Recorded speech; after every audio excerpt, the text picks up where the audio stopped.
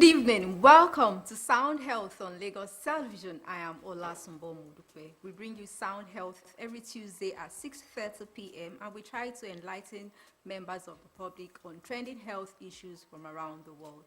This week, we are looking at cerebral palsy, another aspect to this neurological condition. Adults living with cerebral palsy, we are looking at how they are going to navigate this path, especially when their caregivers are being overwhelmed. An expert is on standby and you get to meet him after this break.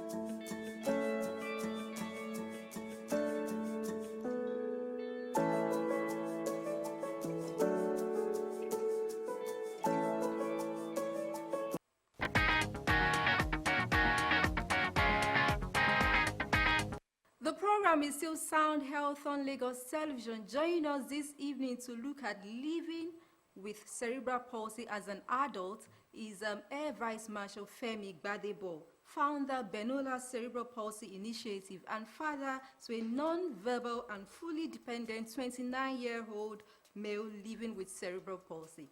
Good evening, Air Vice Marshal Femi Gbadebo, and thanks for joining us. Good evening, and thank you for having me. All right, Air Vice Marshal Femi Gbadebo is also an OFR, the Officer of the Federal Republic of Nigeria. And thank you so much for joining us, finding time to join us on the show this week. Thank you for having me. Okay, from my introduction, you have been providing care, not just to an outsider, but to a relative, to a son for the past 29 years. Tell us, how have you been able to navigate this path before we look at cerebral palsy itself? It has been a very challenging situation. For somebody on the outside, it's almost like an impossible thing to deal with. But when you start with a young child, a baby, an infant, and then it starts to grow, and initially you have expectations that things will get better. So you go for all kinds of medical interventions, you engage a lot of therapy, a lot of medication, and by the time the child starts becoming a teenager, you come to the realization, as experts must have told you even much earlier in the journey, that it's a condition that has no cure. It's not infectious, it's not contagious, but it manifests differently with each person. So you can't be looking at somebody else's situation and say, oh, I wish my son could do this, or I hope my son could be able to do this in a couple of years. You have to deal with the individual situation as it is. And you, hopefully you get to understand that as a parent, as a caregiver, your responsibility is to provide the best condition possible under your financial situation. And honestly, once you do that, things will fall into place. Of course, we have been fortunate to be able to engage caregivers, nurses, male health, and so on along the line. But there have been periods when they walk out of you, and it's just me, my wife, and my sons, and so on. So it's been a tough journey, and I'll tell you that the cost is unbelievable because especially now the cost of diapers, the cost of medications, they've gone through the roof, and you just have to continue to do the best you can. Okay, before we go to the more detailed part, now let us know what cerebral palsy is. I'm sure viewers at home are wondering what exactly is this condition the resource person is talking about. What exactly is cerebral palsy? It's a condition that has to do with the brain and also the muscles. At some stage, either during the pregnancy or during the process of birth, or within the first 4 and maximum 5 years of childbirth, there are accidents. There are situations like, meningitis or a flu that is mismanaged that affects the brain's development. And with cerebral palsy, it also affects the muscles. So the child's ability to control the muscles is compromised. One of the most vital muscles in our body, which most of us don't realize, is our tongue, which we use to talk, to do other things. And because saliva comes into your mouth to keep your mouth moist, if you are not able to control your tongue, you will begin to drool. That is, you pour saliva at will. And then you will also have problems with swallowing. Cerebral palsy affects the child in various ways. I don't want to go into technical terms now, I'll just keep it simple. It can affect the upper part of the body from the waist upwards. It can affect the side, maybe the right side or the left side, and it can affect from the down. And it can also have multiple mixed of conditions. But wherever affects the muscle, it's almost like the child has a stroke. So the stress side tends to pull on the weaker side. And it does affect the development of that side. So you'll find a child under 1 or 2 years old with cerebral palsy will always clench one fist. That's one of the first signs. But other than that, it's a progressive situation. It doesn't get worse, but because the child is, you could have a child who started to crawl and then loses the ability to crawl, or even tries to walk and then loses the ability to walk. And then, of course, as they get older, more and more complications come. You talked about neurodevelopmental disabilities, a whole bunch of them. It could be autism, it could be Down syndrome, it could be attention deficit disorder, etc., etc. Now, the thing with cerebral palsy is that some children with cerebral palsy also show signs of autism, they show signs of attention deficit disorder. And that's why if you've done like my son, end up non-verbal, meaning that they cannot speak. When we say fully dependent, it means that even at 29, my son has to be carried from the bed to a chair and so on, and he has a diaper because he cannot predict when he's going to move his bowels or pass urine and so on. So it involves a lot of effort on the part of the caregiver, parent or nurse or whatever, to keep the child clean and to keep the home clean and comfortable for visitors who may wish to come and visit the child or the family. Okay. Initially, when I reached out to you about this topic, I was actually thinking getting cerebral palsy as an adult, not knowing, living through cerebral palsy.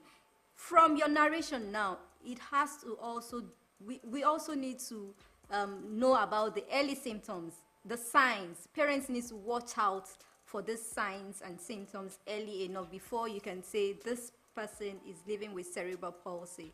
So from your narration, I could also depict that it is not about finance, but showing love, adequate attention, rapt attention to the person living with the condition.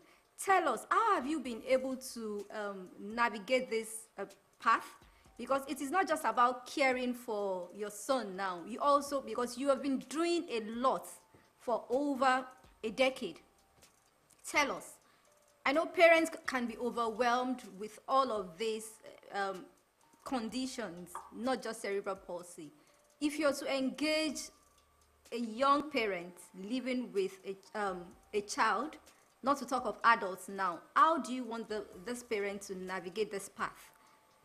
Where they have a consultant surgeon who will help guide the child's condition.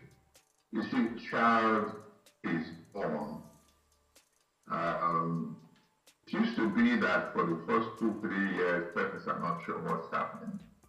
But we have reached a stage, both amongst parents and healthcare practitioners, have resulted in a situation where children are diagnosed even before they are getting older.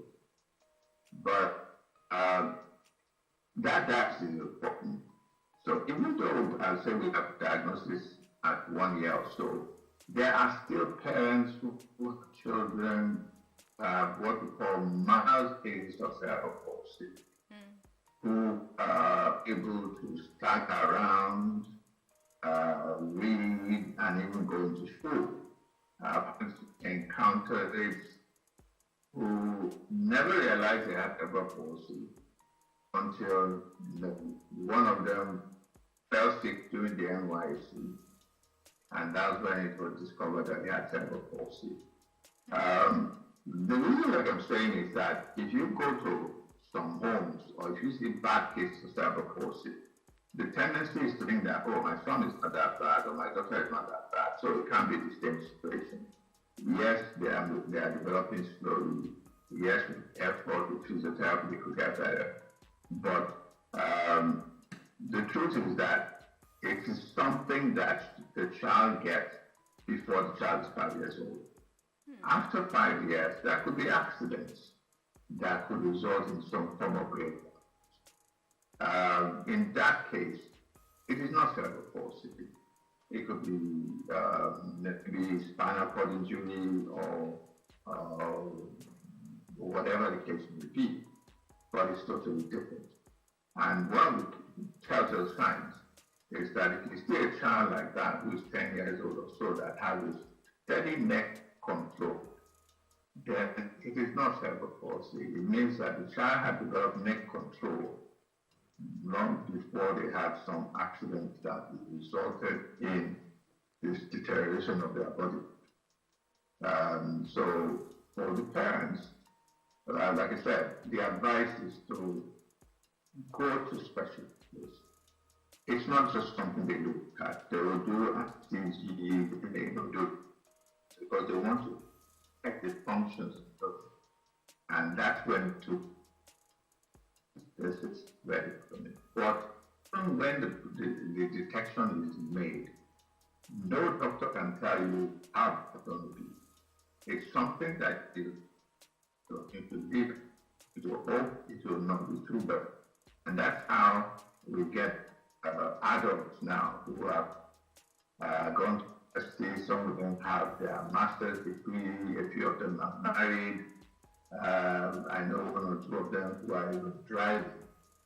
Okay, so it's but it's possible if the parents were bold enough to get the right diagnosis early, to get therapy like physio and maybe occupational therapy and speech therapy, and to continuously provide medication that will reduce the muscle and other frictions, even seizure, aspect that most people, because each time a child has a seizure, it's like winding the clock of development. You know, they lose some certain aspect of their development. So effort has to be made also to sort out the issue of the seizure with the tongue. Speech therapy, which comes in various forms, will help with drooling, it will help with eating, and at the end of these are all the things that make it easier for that special child to fit into normal school environment. All right, living as an adult with cerebral palsy, are there health conditions they develop along the line that they manage alongside cerebral palsy? Oh yes. Unfortunately, I have run into a lot of adults with cerebral palsy who, because, like I said, their situations can be considered as mild. They're able to speak reasonably well. They're able to go to school, even to university. Some of them are able to like hobble around without crutches and stuff like that. But you will see that there's deformation in the legs, particularly at the knee and at the ankle. But they move around. And I remember there's one particular child that the mother brought him, we had to bring him to me. And after a therapist suggested that he use a walking stick or something. You see, persons with disabilities, especially the adults, they're very proud. And they want to be treated as normal as possible. And so you'll find that they don't want to use crutches. They don't want to use wheelchairs until, unfortunately, it becomes too late. The reason was, and if it becomes too late, maybe at 40, 45, because the things that happens to adults cerebral palsy is that they age faster. When I say they age faster, they begin to experience symptoms of aging like arthritis and a few other things. So you find knee pain, so becomes very difficult to manage. If at some early stage, if you use walkers or assisted devices, or they started to use a wheelchair. You use a wheelchair doesn't necessarily mean that you can walk. But why walk at 500 meters? Somebody can push you with a wheelchair. Then you get to the steps. You climb the steps. And then you use the wheelchair all the way. Then you are saving yourself some unnecessary trauma that will come much earlier. Then in terms of medication, like I said, painkillers, these are things, all things are prescribed by specialists. So it's not about just going to pharmacies and say, oh, I'm having pain, I'm having this and so on, because there are different kinds of painkillers that address different issues in the body. And these are issues also what you call muscle relaxants and a whole bunch of stuff, which are available across men. You can imagine when somebody has maybe lived for like 30 years without medication, it's difficult to convince them that you have to take even vitamin supplements are also very important for them to take. So these are all the things that are there. And I think the most important one is accepting that you cannot do certain things. I remember some years ago when we were still organizing walks, there was one of this young lady who was starting in her 30s. She, instead of walking with us, of course, she kept us back because she had difficulty keeping up with the pace. At the end of the 3.5 kilometer walk, and I asked her, how did you? And she said, This is the first time I ever did something like this, and I panicked because I should have asked, okay? But you see, people just show up at the event and they want to get it.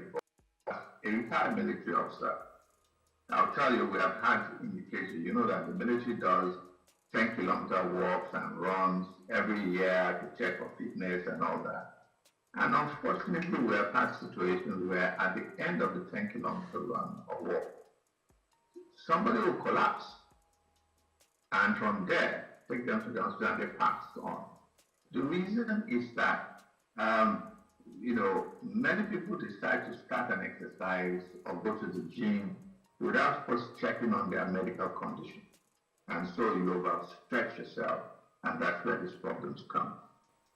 Thank you. All right, your final words as we wrap up now in 30 seconds, sir. Aging is a reality that nobody can run. But if you have cerebral palsy or any of the chances are that the symptoms of aging will come on you much earlier than the average person. And so do your medical checks regularly as soon as you feel something. Thank you so much, Air Vice Marshal Femi Gbadebo, on living with cerebral palsy in adulthood. Thank you so much once again. I believe somebody out there has been motivated with your words of wisdom and your expertise.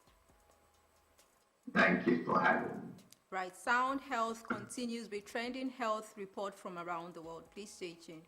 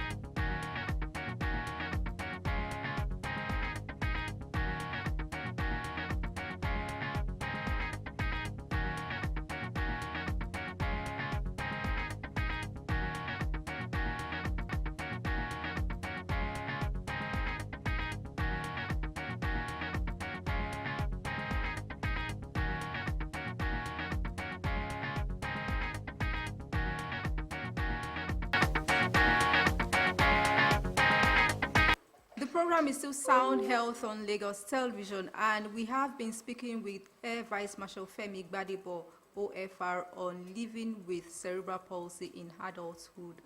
He has shared so many words of wisdom, how people can navigate the path, because he has a wealth of experience nursing a son, a child with cerebral palsy in the last 29 years. Remember, you need to report symptoms early enough. Make sure you take your medication. Do not self-medicate. This is where we say thank you on today's episode of Sound Health. For comments and inquiries, or you have topics you'd like us to treat, please send SMS to 0035826603 or follow us on social media at Lagos Television #Sound Health.